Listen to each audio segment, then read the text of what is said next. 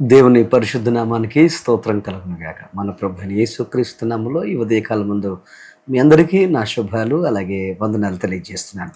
దేవుడు మన కోసం సిద్ధపరిచిన వాగ్దానాన్ని మనం ధ్యానం చేసుకుందాం. యెషయా గ్రంథం 65వ అధ్యాయము మొదటి వచనాన్ని మనం చదువుకుందాం. యెషయా గ్రంథం 65వ అధ్యాయము మొదటి వచనం. నేనున్నాను, ఇదిగో నేనున్నాను అని నా పేరు పెట్టబడిన జనులతో చెప్పుచున్నాను.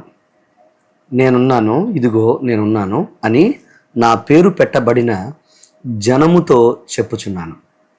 ప్రియ సహోదరి సహోదరులారా, ఈరోజు దేవుడు నీతో చెప్తున్న మాట, మనందరితో చెప్తున్న మాటను జాగ్రత్తగా మీరు ఆలకించాలని మీకు మనవి చేస్తున్నాను.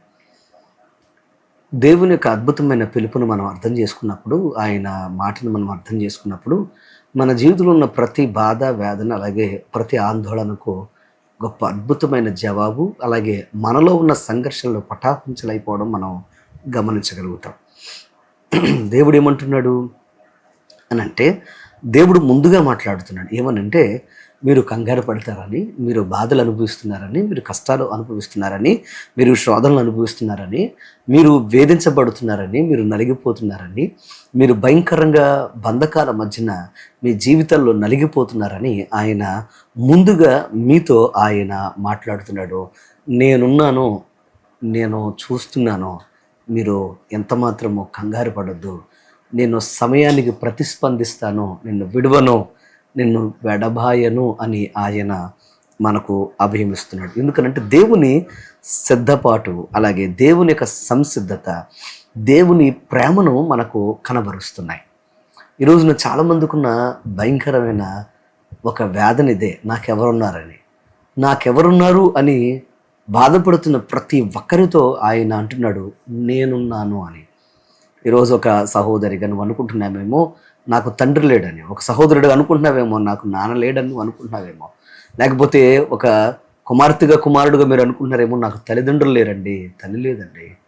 ఒకవేళ దీనస్థితిలో ఉన్న సహోదరి, నా భర్త లేడు నాకు, నా భార్య లేదు నాకు అని అనుకుంటున్నావా? ఈరోజు మీతో ఆయన మాట్లాడుతున్న మాట జాగ్రత్తగా ఉండండి. అవును, నీ జీవితంలో ఎవరు లేకపోవచ్చు, నిన్ను ఆదరించేవారు లేకపోవచ్చు, నీ కష్టం అర్థం చేసుకునేవారు లేకపోవచ్చు, లేకపోతే నీ జీవితంలో భయంకరమైన సమస్య, బాధ, రోగానికి సహాయపడేవారు నీకెవరూ లేకపోవచ్చు. కానీ ఈరోజు నీ జీవితంలో ఎవ్వరు లేరని నువ్వు బాధపడుతున్నావు కదా, ఒక అద్భుతమైన, ఒక బలమైన, ఒక ఘనమైన స్వరాన్ని జాగ్రత్తగా విన్నాం. ఆయన చెబుతున్న మాట ఎవరు అని అంటే, ఆయనే మన దేవుడు, మన ప్రభువు, మన యేసుక్రీస్తు. ఆయన ఎప్పుడు కూడా నిన్ను ఆయన దూరంగా ఉంచేవాడు కాదు, నిన్ను మరిచిపోయేవాడు కాదు. నీ ఒంటరితనంలో నీకు ఎవ్వరు లేని చోట ఆయన ఉంటాడు అనే విషయము మీరు అర్థం చేసుకోవాలని మీకు మనవి చేస్తున్నాను. ఎందుకంటే ఆయన వాగ్దానం చేస్తున్నాడు.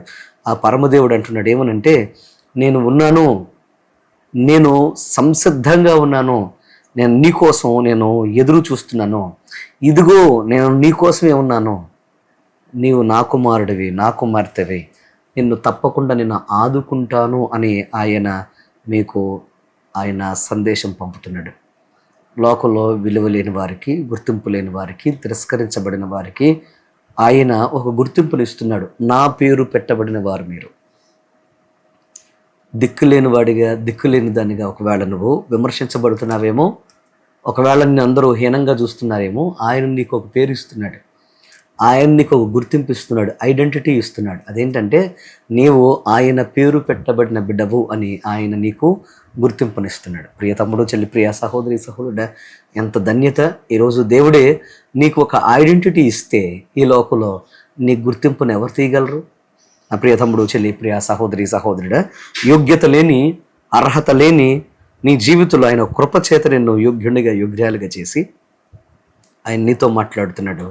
నేను ఉన్నాను నీకు, నీ జీవితంలో నువ్వు ఎంత మాత్రం కలవరపడద్దు అని నీకు ఆయన వాగ్దానం చేస్తుండగా, ఆయన వాగ్దానం స్వీకరించి బలమైన, అద్భుతమైన పాత్రగా ముందుకు సాగిపోవడానికి నువ్వు సిద్ధపడినట్లయితే ఆయన తప్పకుండా ఆయన నీ జీవితంలో ఒక ఘనమైన కార్యం చేయడానికి ఆయన నీ రోజే నీ జీవితంలోనికి ఆయన వస్తూ ఉండగా ఆయన నీ బ్రతుకులోనికి ఆహ్వానించి ఆయన కృపచేత బలపడుతూ ముందుకు సాగిపోండి. నీ జీవితంలో ప్రతి సమస్యకు ఆయన పరిష్కారం చూపిస్తాడు. ఈ యొక్క నూతన సంవత్సరంలో ఘనమైన కార్యం చేయడానికి ఆయన సిద్ధంగా ఉండగా, ఆయన ఉన్నాడని నీకు అభయమిస్తుండగా, అయ్యా నీవు నా బ్రతుకులో ఉన్నందుకు నీకు వందనాలు, అయ్యా నువ్వు నా జీవితంలో కార్యము చేస్తున్నందుకు నీకు వందనాలు, నువ్వు అనగలిగితే ఆయన కార్యం నువ్వు చూడగలుగుతావు. అట్టి కృప దేవుడు నీకు అనుగ్రహించును గాక. లెట్స్ పే, ప్రార్థన చేసుకుందాం. మా పరమ తండ్రి నీకు వందనాలైనా ఉదయకాలం ముందు అయ్యా నువ్వెంత అద్భుతమైన వాగ్దానం చేస్తున్నావు. నేను ఉన్నాను, ఇదిగో నేను ఉన్నాను, కంగారు పడొద్దు, నీ జీవితంలో కార్యం చేయడానికి ఎల్లప్పుడూ నీకు సమీపంగా ఉన్నానని వాగ్దానం చేసిన గొప్ప తండ్రి, ఈరోజు నీ పిలుపునందుకున్న బిడ్డలందరి జీవితాల్లో ఒక అద్భుతం జరుగునుగాక. ఎవరైతే బాధతో, వేదనతో, ఒంటరితనంతో, అప్పులతో, కష్టాలతో, కన్నీటితో నలిగిపోయినారో బిడ్డలందరినీ చేతులకు అప్పగిస్తున్నారు. వెంటాడే శోధనలు, బాధలు, కష్టాలు, కన్నీళ్ళు యేసు నామములో లయమైపోవునుగాక. నీ బలమైన అద్భుతమైన కార్యము బిడ్డల జీవితంలో మీరు జరిగిస్తూ నాయనా ముందుకు వారిని నడిపించారు. ఏ శోధన, ఏ బాధ, ఏ వేదన దరిచేరకుండా మీరు సహాయించారు.